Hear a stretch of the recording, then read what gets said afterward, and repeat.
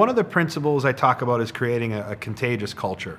And I'm going to speak specifically to network marketers, affiliate marketers, people that are in this industry, that there is a common mistake that's made. And that mistake is treating everyone the same inside your culture, inside your community. And in network marketing, you want to build a culture, a community where people feel they belong regardless of success, regardless of income, regardless of performance.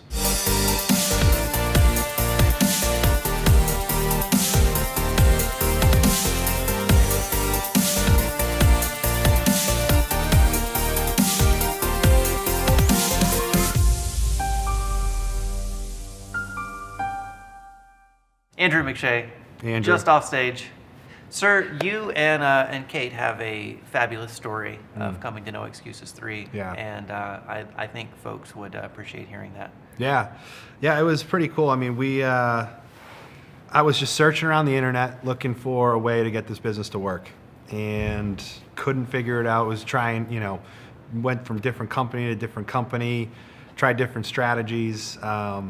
In the long run, I found out that it was me. I wasn't actually doing the work, but we were searching the internet and found this video. And it was kind of like this dramatic video about this event happening in Las Vegas. And I was watching the video. I'm like, we got to get to this event. And we had never been to an event. We had heard from multiple people. Get yourself to an event. Get yourself surrounded with the community and the networking and the things you can learn at an event like that. And so saw this video on the internet, grabbed Kate. I'm like, Kate, we're going to Vegas. She's like, for what? And at that point, Kate actually wasn't in the business at all. I'm like, well, this event. And so I kind of explained the whole thing to her. And I think all she heard was at that point was Vegas. We had never been. Enough, yeah. So we ended up getting out here for No Excuses 3. And showed up, was in the crowd and was just looking for, again, some like hack or some strategy or something that was going to help us build this business. And we learned a ton that weekend. Around different types of social media strategies, how to use Facebook, how to use YouTube, just all the different strategies on how to get leads and get new reps into your business automated. But we went home and actually didn't put any of it to work. So we came back to No Excuses 4, and we're sitting there in the crowd and started to meet people. It's an incredible community, just incredible people that we were surrounded with. But started to build some relationships and, because they're curious and they're interested and they care. They're coming up asking us how we were doing. And I remember just that feeling of having to tell them all these excuses. Here I am at No Excuses, sharing all these excuses on why our business wasn't successful. And it wasn't, that the event the prior year didn't help us and we didn't learn a ton, because we did. And every one of those strategies we learned, they worked, and we just were not putting it to work. And so it was funny, that night at No Excuses 4, we were we joined the VIP, so we were going to be at, the cocktail hour, the kind of the party that night. And Kate and I decided to skip the party, which in the time would seem like maybe we shouldn't do that because we should be at the networking. But we stayed in that night, and we came up with a strategy based off things we learned at No Excuses 3 and 4, and put it to work. And what was cool was a year later, we found ourselves on stage. Now, be honest, was Kate kind of dead weight at first? Was Kate dead weight? No. Kate, dead weight. How do I say this? So it was funny, there were times actually where we'd be in the car and I'd want to put on, like an MP3 of somebody like, Tim Irway or Fernie or just other people in this industry. And at first there was a little resistance there, but very quickly, once she got to the first event, and she was just attracted to the people. So after No Excuses, we are attractive people. Very attractive. Yeah, very attractive people. So that attraction makes sense. But no, she, after No Excuses 3, you could just see how much she was bought into this industry, into these people. I think she puts it this way of, these are my people. And I realized that at the first event. So prior to No Excuses 3, maybe a little bit of dead weight. But no, she was always supportive of me. Didn't maybe understand it yet, but got to that first event. She started to get it. And then, once we got back to No Excuses 4, things really took off. And then she's, went from, the dead weight to carrying the weight. From dead weight to carrying the weight. Oh, okay. Yeah. Hey, and that's a powerful transition. There you go. Cool. Yeah. Kate, no offense. We love you. So, and preface this with, of course, results not typical, but you guys have some really key principles that you follow to Mm-hmm. hit six figures, and then actually you just had your first seven-figure year this past year, Yeah. which is incredible. And so I'd like to know more about that. Yeah. So, obviously, we learned a lot over the years about how to bring new people into our business, how to get leads, how to get sales, how to do that automated. So those are critical to building a business like this. But one of the things we learned was how to build and lead a team, and how to retain those people inside of your business, whether you're honestly in corporate America trying to build and lead a team, or you're in network marketing trying to build a leader team, an affiliate marketer. You want your own coaching products and your own coaching business or speaking business. The retention of your customers, the retention of your new reps is equally important. And so we learned that very quickly through different avenues. Like I said, corporate America, through network marketing, through affiliate marketing. We learned it through the different avenues that bringing people in is half the battle. Retaining them and having them be long-term members of a community, or long-term members of your team, it really comes down to that. And if you can't do that, you can't actually bring in customers and new reps quick enough. And so we learned a number of principles, really 7 different principles that I shared today on stage, that helped with retaining those folks. Not just retaining them, but getting them successful. Can you share perhaps one of those principles with us? Yeah, one of the principles I talk about is creating a contagious culture. And I'm going to speak specifically to network marketers, affiliate marketers, people that are in this industry, that there's a common mistake that's made.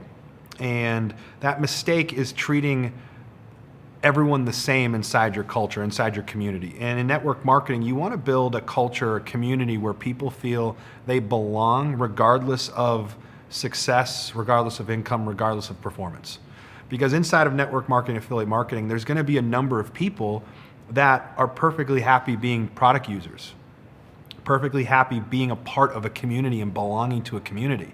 And quite frankly, their desire isn't to make 7 or 6 figures. And they're perfectly happy being a buyer or just part of the community. And so you have to create a culture where people feel belonging regardless of success, regardless of income. And it's very different than maybe corporate America, where you have a sales team, or maybe even inside a coaching business, you have a sales team where there's overhead and they cost you money to employ them. They have to perform. That sales team has to perform. Inside of affiliate marketing, network marketing, a number of those folks are just happy belonging and being a part of the team and being a part of the community, and possibly just being product users. And so that culture has to make them feel like they belong regardless of performance or income. Rattle the resistance. What does that mean? Yeah, so that was another one of the principles, rattle the resistance. So rattle the resistance it kind of plays into another principle. One of the other principles is lie and you die. And lie and you die is the fact that a lot of people will say anything to get somebody to join their business. In network marketing, affiliate marketing, they will make claims and set this expectation that is completely unreasonable, how easy it is. And the reason I bring up that principle of lie and you die is it then leads into rattle the resistance. Part of that lying and setting false expectations is not bringing up those realities. That building a business isn't easy. There's simple steps to it, but it's not easy. And so people will not bring up that resistance. They'll avoid the resistance and not make it, they won't make it apparent, or they won't make it visible to people they're bringing into the business, and then eventually they run into it. That resistance is inevitable. And what I mean by the resistance is the fact that it's hard, the fact that maybe family members, friends, people around them won't really believe in what they're doing, won't support what they're doing. That's resistance. They'll hear no. That's resistance. They're going to be doing things that they've never done before, and it's going to be uncomfortable. And when you're uncomfortable, you may want to quit. And so there's all this resistance that they will face in this business, in this profession. And a lot of people don't want to talk about that resistance because they believe if I don't talk about it, I'll get them in. But then they face the resistance anyway. So rattle the resistance is rattle it, stir it up, make sure they know about it prior to them getting too deep into the business. So what we do with our coaching clients, with our product users, when we were affiliate marketers, network marketers, very early, we expose them to what that resistance is. And we let them know what it is, and we tell them that it's very common and very normal to feel out of place with your family members or your friends because they won't understand what you're doing. We let them know that they're going to be uncomfortable, trying new things they've never tried before. They may feel like quitting. I've wanted to quit. So we talk about all that resistance that they're going to face early. And what we do is we ask them, after we go over that resistance, are you still committed? And most people are like, absolutely, I am. And at that point, we then have them kind of write a letter to themselves that they can read in the future that says, hey, despite this resistance, I'm going to get through it. I'm going to commit and get through it because of this. And they share with themselves, their future self, the reasons they got into this in the first place and the things that they're going to remember that will allow them to not give in to all that resistance. So rattle the resistance simply is don't hide it. Bring it up, stir it up, make sure they're aware of it, let them know it's normal, and remind them of the reasons they got into this in the first place, because they'll need to remember those reasons when they face that resistance. I like that. That's awesome. Cool. Tell me about the lie. The lie? Yeah. The old lie or you die? Lie and you die? Is that what you're talking about? I the think lie? so. Oh, the lie. Oh, Vitale no. wrote Oh, down yeah, the yeah. lie The for lie. me, so. Okay, gotcha. So the lie that we're being fed and who's feeding it to us. So the lie that we're being fed is a lie that we're feeding to ourselves. And what I mean by that is the lie is that there is some one thing, one hack, one strategy, one silver bullet that's going to break you free in this business. That's a lie. YouTube works, Facebook works, Twitter works, LinkedIn works, all these different strategies, they all work. And the reason I know this is a lie is because I told it to myself for years. I was like, I just got to go find the new strategy. And I remember actually sitting at NES 4 or NES 3, one of the two, and somebody was up there talking about some new app thing that you could do to get new leads and new sales in your business. But it was the newest thing. No one ever talked about it. So what do you think I was most attracted to? That new shiny object, that new silver bullet that was being told. And it did work. It absolutely did, but so did all the other strategies. So the lie is that there's something new that I don't know yet. There's some other strategy or some other hack that I don't know yet that once I know it, then I'll become successful. And that's the lie that we feed ourselves. And the reality is there's great sales and marketing out there telling you that this new thing is great. But we all know deep down that anything great doesn't come easily. So it's a lie that we tell ourselves, and we have to get past that lie and know that all these strategies work if we work it. All these strategies work if we work it. So I shared a story about Joe DiMaggio on stage about him, simple disciplines day after day after day is what led to him being one of the best hitters in Major League Baseball history. And it wasn't a secret. It wasn't that he was some natural hitter. It was that he practiced his swing day after day after day for years. And so the lie is that there's some hack, that there's some strategy that we don't know yet.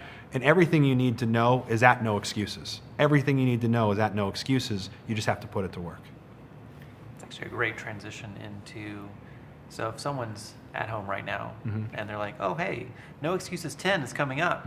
Should I buy the ticket and stay at the hotel and attend? Absolutely. I mean, for anybody that's considering coming to this event, to me, it's a no-brainer. It's our 7th year here. And really coming to No Excuses, all the different strategies we were exposed to, the people, the relationships we built, the things that we learned from those mentors, the people that ultimately know more than us about this industry, set us on the path and create the success that we've had. It all started at No Excuses. No Excuses 3, then again at No Excuses 4. And, I've heard this before actually from TJ, and it's go find someone that has what you want, do what they do, and you'll get what they've got. And for me, there's no better way to do that, to go find the person that has what you want, than to go to an event like this. Awesome. I appreciate it, man.